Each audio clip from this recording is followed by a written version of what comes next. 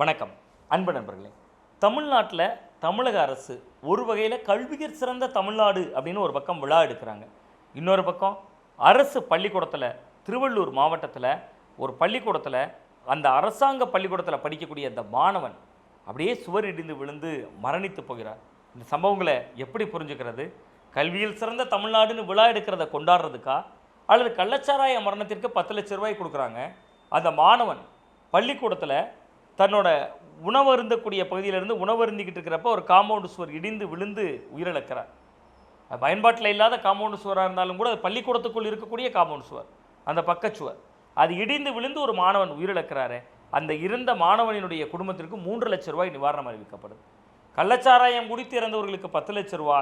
ஒரு பள்ளிக்கூடத்தில் ஒரு சிறுவன் அரசாங்கத்தினுடைய தவறினால், அரசு பள்ளிக்கூடத்தினுடைய தவறினால், அரசு பள்ளிக்கூடத்தை சரியாக அங்கு இருக்கக்கூடிய நிர்வாக கட்டமைப்புகளை, வசதிகளை, நிர்வாக குறைபாடுகளை சரி செய்யாததனால் ஏற்பட்ட உயிரிழப்புக்கு 3 லட்சம் ரூபாய்.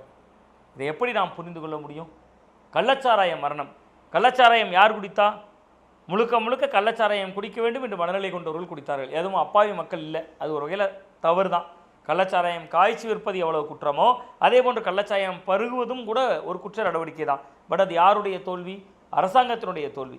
கள்ளக்குறிச்சியில் 60க்கும் அதிகமான பேர் துள்ள துடிக்க கள்ளச்சாராயம் குடித்து உயிரிழந்தாங்கன்னா கள்ளச்சாராயம் விற்ற அந்த இடத்திற்கும் காவல் நிலையத்துக்கும் எவ்வளோ தூரம் என்பது நமக்கு தெரியும். 1 கிலோமீட்டர் 1.5 கிலோமீட்டருக்கும் குறைவான தூரம்.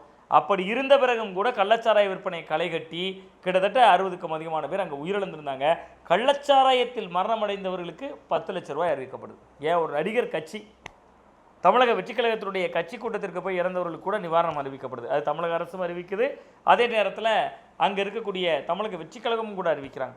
ஆனால் பள்ளிக்கூடத்தில் ஒரு பையன் படிக்கணும்னு போனான், 7ஆம் வகுப்பு படிக்கிறான். அந்த பையனுடைய கனவு பெருங்கனவாக இருக்கலாம், அவங்க பெற்றோருடைய கனவு பெருங்கனவாக இருக்கலாம். பொருளாதார பின்புலம் இல்லாத அந்த குடும்பம் அரசு பள்ளியில் பயில்கிறது. நம்ம சொல்லலாம், இன்னைக்கு அரசு பள்ளியில் பெரிய ஐஏஎஸ் ஆஃபீஸர்ஸ் பிள்ளைங்கள்லாம் படிக்கிறாங்க, ஐபிஎஸ் ஆஃபீஸர்ஸ் பிள்ளைங்க படிக்கிறாங்க. முதல்ல அந்தந்த பள்ளிக்கூடத்தில் பாடம் நடத்துகிற டீச்சர்ஸோட பிள்ளைங்களாவது படிக்கிறாங்களா என்பது ஒரு கேள்விக்குறி. நான் எல்லாம் அரசு பள்ளியில் படித்தவன், அந்த ஆதங்கத்தில் பேசுகிறேன். அப்போ அரசு பள்ளியில் பயின்ற அந்த மாணவன் உணவருந்துகிற பொழுது அந்த பக்கவாட்டு சுவர் இடிந்து விழுந்து மரணிக்கிறார் அப்படின்னு சொன்னால் அது யாருடைய தவறு? பள்ளிக்கூடத்துக்குள்ள ஒரு பாலடைந்த பழமையான ஒரு பக்கச்சுவர் இருக்குன்னா அதை உடனடியாக இடித்து அகற்றியிருக்கணுமா? ஆனால் இன்றைக்கி பள்ளி கல்வித்துறையிலிருந்து 3 பேர் மீது வழக்கு பதிவு செய்யப்பட்டிருக்கிறது. ஒருவர் அந்த மாவட்டத்தினுடைய முதன்மை கல்வி அலுவலர், மற்றொருவர் அந்த மாவட்டத்தினுடைய கல்வி அலுவலர், மூன்றாவதாக சம்பந்தப்பட்ட பள்ளியினுடைய தலைமை ஆசிரியர். நேற்று என்ன சொன்னாங்க? அந்த தலைமை ஆசிரியர் ஏற்கனவே பொதுப்பணித்துறைக்கு கட்டிடத்தை இடித்து அகற்றுவதற்கு பொதுப்பணித்துறை கட்டிடத்துறைக்கு கடிதம் கொடுத்திருந்தார். அவர்கள் அதற்கான பணியை இன்னும் தொடங்கலைங்கிறாங்க. இன்று அன்பில் மகேஷ் என்ன பேட்டி கொடுத்திருந்தார்? மரியாதைக்குரிய மாண்புமிகு பள்ளிக்கல்வித்துறை அமைச்சர் இன்று கொடுத்த நேர்காணலில் கூட அந்த கட்டிடத்திற்கு முன்பாக நிறைய பழங்கற்கள் கிடந்துச்சு, அதெல்லாம் இடித்து அகற்றியிருந்தாங்க, அதனால் அந்த மாணவர்கள் தவறுதலாக அங்கே போய் அமர்ந்துட்டாங்க அப்படின்னு குறிப்பிட்டிருந்தார். ஒரு பள்ளிக்கூட மாணவன், பெருங்கனவுகளை சுமந்தவன், கிட்டத்தட்ட 7ஆம் வகுப்பிலேயே அவனுடைய வாழ்க்கை முடிந்து போகுதுன்னு சொன்னால் இது யாருடைய தவறு? ஒரு தனியார் பள்ளிக்கூடத்தில் இப்படி நடந்திருந்தால் அது எந்த அளவிற்கான ஒரு பேசு பொருளாக மாறி இருக்கும்? அரசாங்க பள்ளிக்கூடத்தில் இப்படியான ஒரு தவறு நடக்கிற பொழுது நாம் அரசாங்கத்தை குறை சொல்வது நோக்கம் இல்லை. பட் அந்த இழப்பீடு தொகையை பார்க்கிறேன். ஒரு கள்ளச்சாராயத்தில் மரணித்து போகிறவர்களுக்கு 10 லட்சம், ஒரு அரசு பள்ளிக்கூடத்தில் ஒரு சுவரிடிந்து விழுந்த அந்த மாணவனுக்கு 3 லட்சம். தமிழக வெற்றிக் கழகத்தில் நடந்த அந்த கூட்டத்தில் கூட அன்பில் மகேஷ் அவர்கள் போகாதீங்கன்னு சொன்னனே, இப்படி வந்துட்டாங்களே என்று அழுகிறார். ஆனால் இங்கே ஒரு 7ஆம் வகுப்பு மாணவன் மரணிக்கிற பொழுது அந்த கண்ணீருக்கான வேலை இல்லாமல் போய்விடுகிறது. நான் தமிழக அரசை, திராவிட முன்னேற்ற கழகம் செய்திருக்கக்கூடிய பணிகளை ரொம்ப மதிக்கிறோம். அரசு பள்ளிகளுக்கு புத்துயிருட்டுகிற விதமாக அரசு பள்ளிகளில் படித்து கல்லூரிக்கு போகக்கூடிய மாணவர்களுக்கு, மாணவிகளுக்கு மாதந்தோறும் 1000 ரூபாய் கொடுக்கக்கூடிய திட்டம் இருக்குது, வரவேற்கிறோம். பட் கட்டமைப்பு, இந்த கட்டமைப்பைத்தான் நாம் கேள்விக்குள்ளாக்க வேண்டியிருக்கிறது. அரசு பள்ளியில் பயிலக்கூடிய ஒரு மாணவன் மோகித், அரசு பள்ளி என்பது வறுமையின் அடையாளம் அல்ல, பெருமையின் அடையாளம் என்பது இன்றைக்கு திராவிட மாடல் அரசினுடைய ஒரு கொள்கை பிடிப்பாக இருக்குது. அப்படி இருக்கக்கூடிய காலகட்டத்தில் அந்த அரசு பள்ளியில் ஏற்பட்டிருக்கிற ஒரு மரணத்திற்கு 3 லட்சம் ரூபாய் இழப்பீடு என்பது மிக மிக குறைவான, மிக மிக சொற்பமான ஒரு தொகை. இன்னொன்று, சம்பந்தப்பட்ட பள்ளியினுடைய நிர்வாகத்தினர் மீது வழக்கு என்று தான் பதிவு செய்கிறீங்க, என்னைக்கு நடவடிக்கை எடுப்பீங்க? அப்போ தடாலடியாக அரசு பள்ளியில் பயிலக்கூடிய மாணவர்கள் மீது, மாணவிகள் மீது ஒரு பிடிப்பும் ஈர்ப்பும் அந்த பள்ளிக்கூடங்களின் மீது ஏற்பட வேண்டும்னா தடாலடியான நடவடிக்கைகள் இருக்கணும்ல. இது அரசு பள்ளிக்கூடத்தில் நடந்த ஒரு அவல செயல் அல்லவா? ஒரு மாணவன் எத்தனை எத்தனை கனவுகளோடு அவனுடைய தாய் காலையில் அந்த பள்ளிக்கூடத்துக்கு அனுப்பி வச்சுருப்பாங்க. எத்தனை பெருங்கனவோடு அந்த அம்மா மகனுக்கு மதிய உணவை தயாரித்திருப்பாங்க. இன்றைக்கி மதியம் உனக்கு என்ன பிடிக்கும் என்ன பிடிக்கும்னு கேட்டு கேட்டு அந்த டிஃபன் பாக்ஸில் வைத்து அனுப்பிய அந்த தாயினுடைய முகத்தை நினச்சி பாருங்கள்.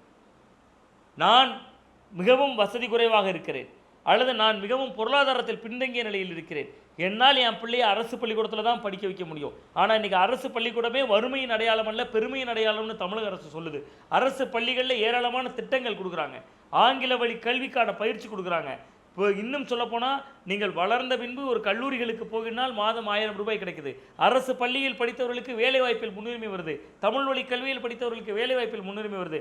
என் பையன் என் தலைமுறை தான் இப்படி இருக்க போகுது, என் பையன் நாளைக்கு வளர்ந்து இந்த குடும்பத்தின் ஒளிவிளக்காக இருக்க போகிறான்னு 1000 கனவோடு அந்த அப்பா தான் பட்ட கஷ்டத்தை எல்லாம் மறைத்து கொண்டு அந்த மாணவனை பள்ளிக்கு அனுப்புனாரே, அவருக்கு என்ன நியாயம் இருக்குது? அவருக்கு என்ன நீதி கிடைக்கிறது? 3 லட்சம் ரூபாயா? இங்கே இழப்பீடு நிவாரணம் என்பது ஒரு நிலை தான். கள்ளக்குறிச்சி சம்பவத்திற்கு 10 லட்சம் என்பதும் இங்கே அதை விட மிக குறைவு என்பதும் உண்மையிலேயே ஒரு வேதனை அளிக்கக்கூடிய, வருத்தம் தரக்கூடிய ஒரு விஷயமாக இருக்கிறது. அரசு பள்ளி மாணவர்கள் என்பது வறுமையின் அடையாளம் அல்ல, பெருமையின் அடையாளம் என்பது ஒரு பக்கம் இருக்கட்டும். அரசு பள்ளிகளுடைய கட்டமைப்பை, அரசு பள்ளிகளின் மீதான நம்பிக்கையை, அரசு பள்ளிகளின் மீதான நம்பகத்தன்மையை இன்னும் அதிகப்படுத்த வேண்டிய இடத்தில் அரசு இயந்திரம் இருக்கிறது. மற்றபடி குறை சொல்ல வேண்டியது நம்முடைய நோக்கமும் அல்ல, நமக்கு அதற்கான நேரமும் அல்ல. நாம் உள்ளதை உள்ளபடி சொல்வதுதான் நிமிர்ந்து நெல் யூடியூப் சேனலுடைய வழக்கம். அந்த வகையிலே இந்த விவகாரத்தில் தமிழக அரசினுடைய நடவடிக்கைகள் இன்னும் தீவிரப்படட்டும், நிவாரணங்கள் இன்னமும் கொஞ்சம் அகலமாக திறக்கட்டும். எளிய ஏழை விளிம்பு நிலை மக்களுக்கான ஆற்றப்பூர்வமான விஷயமாக அரசு பள்ளிகள் மாறட்டும். நன்றி, வணக்கம்.